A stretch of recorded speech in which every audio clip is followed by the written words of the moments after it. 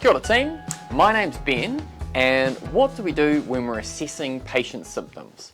So if it's pain, we've got our awesome mnemonic OPQRST, but if it's not a symptom relating to pain, we can use SOCATE. So SOCATE stands for signs and symptoms. So why'd you call the ambulance? What's wrong today? And then O for onset. When did these symptoms start? And what were you doing at the time? Did they come on gradually or did they come on suddenly? And then C for characteristic. So can you describe it? For example, if it's gastrointestinal and we're talking about a bowel motion, is it constipation? Is it diarrhea? How much? Is there blood in there? What color? What quantity? And then A for associated symptoms.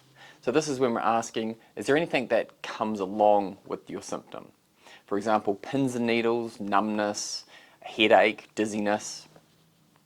And then T for timing. So this is different from the onset, which is when it started and what was happening.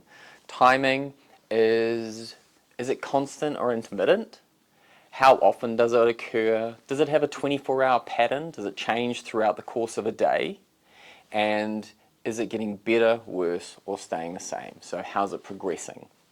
And then we come to E for exacerbating and relieving factors.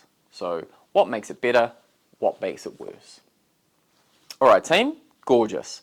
So for pain, we can use our OPQRST, and for other symptoms, we've got SOCATE. Happy studying.